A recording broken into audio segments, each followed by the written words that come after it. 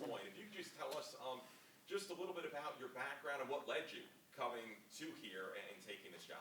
Yep. I played at New Mexico State, GA'd there right after I played. We had a new staff that came in, so got to learn some new stuff, and then got hired at New Mexico Military Institute, receivers coach for a year, offense coordinator for 6, and then had an opportunity to go to Nebraska Kearney as the OC there, and was there for 4 years. And then this opportunity came up, and it's an amazing place, amazing opportunity. So really looking forward to it. What was your connection with Jeff Monken, the staff, to come on board here? So they had Coach Drink and Coach Saga when he was here. They came and clinicked with us 1 year and just started learning about it. Our head coach, Coach Lynn, had kind of known Monken. They went to I think Coastal to clinic one time together, and so I didn't really have any true connection to him. Other than, again, talking to Drinkle a little bit and then just Coach Lynn's connection. So, Ken, go ahead on Zoom. Good to meet you, Coach. Welcome to the West Point community. I was just curious if you spent much time in the Northeast before? No, I actually have not. My brother actually lives in Washington, D.C., and my dad lives down in Virginia. So it'll kind of be nice to be around them a little bit, but I haven't spent hardly any time up in this area, but very excited to. I know you went to college at New Mexico State. Where's home for you? So I'm originally from Truth or Consequences, New Mexico, tiny little town. It's a real place, but that's where I grew up from New Mexico originally. Hey, I was really intrigued that you coached at the New Mexico Military Institute, a military college. What did you learn about the military college environment that might help you here at West Point? Yeah, it's there's definitely some similarities. We had some different academic standards. The kids' day is very different, obviously very structured, and kind of high demands on them, but also high rewards. And so I do think it's helped some. Obviously, this place is a little bit different, extremely prestigious, but I do think it at least gives me an idea of a little bit of what these guys go through. And just a thought on your mentors in learning offense. Your resume talks about Hal Mumm and his air raid offense.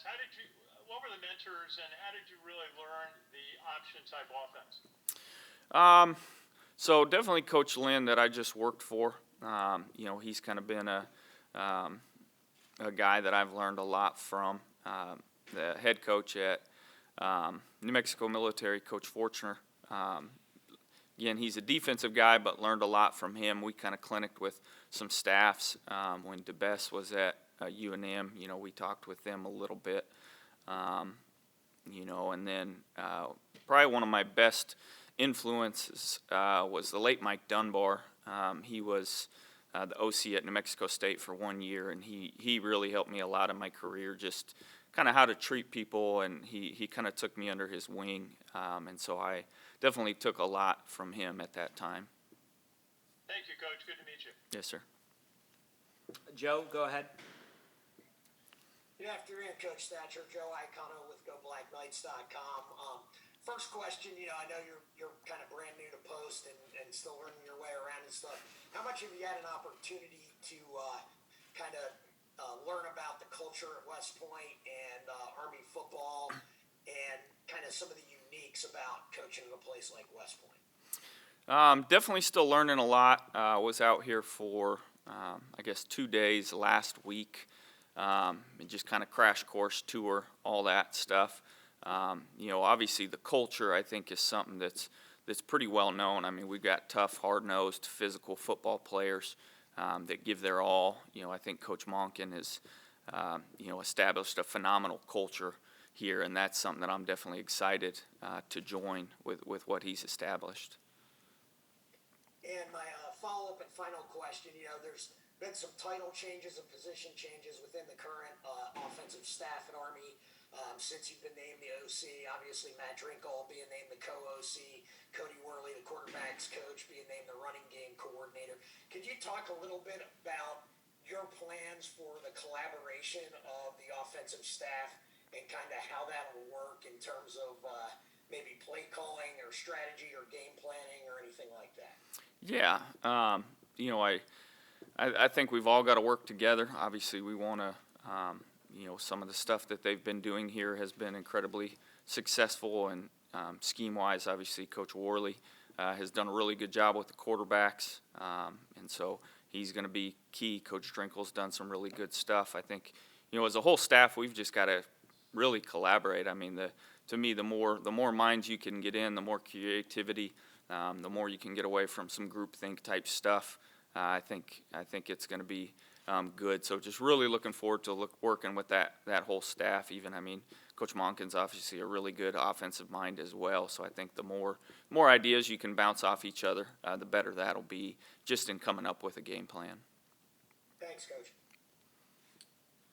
Ken, go ahead.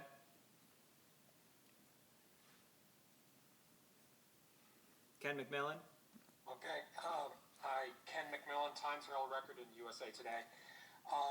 Coach, welcome to West Point. Did UNK run the triple option? And, are there any plans this early to alter what's been done here at West Point? Yeah, we did. We were a gun team, gun spread type team. I think more people have triple scheme in their system than people give it credit for. To me, in my mind, triple just means there's a read guy and there's a pitch guy. There's RPOs that take advantage of that. There's several different schemes. I think you've got to have a really good running attack. That's never going to change. I mean, that's what we did there. That's what they've done here. That's what we've got to keep doing. I just hope with going a little bit more gun stuff, hopefully it gives us a little more flexibility. And then one of the biggest things is just trying to make sure we get all our playmakers on the field in good positions. And I think that sometimes helps in gun. You can kind of move guys around a little bit more and get different guys the ball. But again, you've got to be physical and you've got to be run first. That's the name of the game, no matter where you're at. So. Do you have a basic offensive philosophy, or do you kind of just roll with what each of your head coaches have decided to do? Yeah, I mean, I think it's very dependent on the school you're at. To me, I don't think it's good to pigeonhole yourself into one specific scheme, because I think every school is built differently. I mean, every school has unique challenges. Every school has just a different skill set of kids that you get, and you try to tailor what you do to the skill set of the kids you have and what they do best. Try to highlight their strengths, and minimize their weaknesses. I assume that you have done some review of what Army's done this past year and years previous. What's your overall take of how Army's run things? I mean, good. It's the offense that they've ran is very proven. A lot of people do it, and I think we've got to continue to build on that and just expand a little bit. Again, the name of the game is to run the football. That's what you've got to do. But hopefully we can be a little more, again, just a little more versatile, the ability to throw when needed, and the ability to, with our offenses, to throw to help your run game. That's kind of one thing we were able to do is, the passing game opens back up the running game. And then just some thoughts about your career here. Why now? Why move to West Point now? Is it just because the opportunity came up? Have you always sought a Division I job? What in your life has made you do this now? I mean, obviously, just the opportunity itself. I think if West Point comes calling, that's a place that you probably want to answer. Our head coach at Nebraska Kearney had just left, so there was going to be some changes. And again, to me, it's just too good of an opportunity to pass up. It's just me. Not married or have kids, so it's obviously a pretty easy transition to pick up and come out and move. Thank you, Drew. Seth Mendelson. Coach, welcome to West Point. I'd like to talk a little bit about the quarterbacks and the throwing game. You mentioned it a little bit. Army is not known for throwing the ball very much, and it's something that obviously opens the offense when you do. Can you talk a little bit more about that? And a big part is just getting here and seeing the kids we have. Obviously, I've watched some film on all these guys. I think the way that this system is going to be set up, I think it's very quarterback friendly. I've been fortunate enough to work with all kinds and strengths of quarterbacks. And to me, you've just got to highlight what they do well. And again, I think with some of the stuff that we'll work on with some of the reads, it's very quarterback friendly. I think they'll have a lot of confidence in what we're doing, and I think they'll be able to execute at a high level in what we ask them to do. Follow-up question. I'm sure you looked at the schedule for next year. You got some big names on there. What's your thoughts about that? That's the name of the game. In Division II, I think we played in the best Division II conference in the nation. We went against some really good teams, some nationally ranked teams. Obviously this is another level up, and there's some really good teams that we'll be playing. But I think as a competitor, that's what you crave. So you just got to get out there and let's go compete. Thank you. Good luck. Thank you. Rich, do you have anything else? Anyone else on Zoom have any additional questions for Coach? Yeah, Drew. Ken McMillan again. Drew, obviously you've probably looked at the personnel a bit, what's coming back. Army loses 3 quarterbacks here, who are like basic starters, and now you have Bryson Daly. Any early take on Bryson? He seemed to be very productive in his limited duty. Yeah, I've just watched a little bit of film, but everybody speaks extremely highly of him. I don't think he'd be here if he wasn't a kid that could play at a high level. So just excited to work. And again, I think, just trying to accentuate the kid's strengths. There's a base system, but you can always tailor it to the guys you've had. And again, I've worked with several different types of quarterbacks. The biggest thing is he seems like he's a great leader, tough kid. You can always build around those types of kids. What's your basic message to your kids when you start, designing the 2023 season? Are you like all jobs open, or how do you approach this with a new team and maybe tweaking what the Army's done this past couple of years? To me, it's going to be a fresh set of eyes. I think guys here have an established role in some sense. Again, I think spring is just going to be big on guys learning some new stuff, and just seeing who picks it up. Some guys that, maybe didn't fit as good can fit a little bit better. Again, I hope that none of the guys that were good don't fit into this, right? The goal is to get your best players on the field, and game reps are valuable if you've played in games. It's something you can't simulate in practice. So again, to me, the biggest thing is to get to know our kids, to get to know our kids' strengths. Again, I know they're gonna try to learn everything that we put in front of them. I know they're gonna be physical and tough, and we'll go from there as the process works out.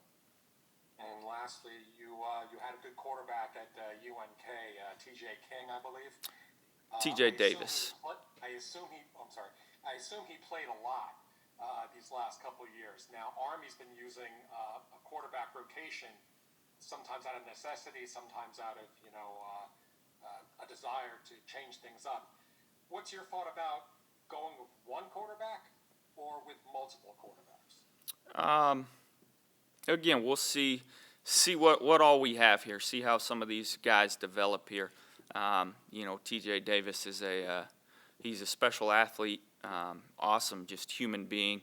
And he was very durable, so we didn't have to rotate too much. Actually, a really good backup quarterback behind him there, and Sean Johnson Jr. As well. But, again, if you're running the quarterback, the chances for injury are there. So I think we've got to have as many kids possible ready to play. And, again, the more quarterbacks you have, the better. Me and my dad always joke, you can never have too many good quarterbacks, so that's one thing. Especially in this system, if you've got athletic guys, maybe they can help you somewhere else, being a fourth-string guy, but still knowing all the quarterback stuff, because your good quarterbacks typically know all your positions anyway. So. But do you tend to favor picking one guy? Again, it just depends. If you've got the one guy, then you roll with them. If you feel like you've got a role for multiple, or your second guy is that good, then you can roll with that too. Again, I think every situation is just unique. Thank you. Coach Seth Mendelson again. Last one, Seth. I'm sorry. Say that again. Go ahead, Seth. We have time for one more. Okay. What's your message to the team going into the spring practice coming up in a few months? What's your message to the players, the starters that are coming back, plus the kids that are coming up the line who obviously want to play? Again, we've got to continue to establish what they've done here. We're not trying to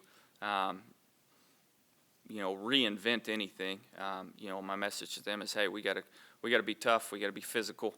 We got to win up front. We got to run the football, and then we've got to build everything around that. So again, I'm just excited to try to get these kids to learn this stuff, and I think they're going to have fun. I think they're going to enjoy the style that I bring personally. And again, a lot of it's on me too, to get these kids to understand what we're doing, to get them to enjoy it, and so I'm excited for that.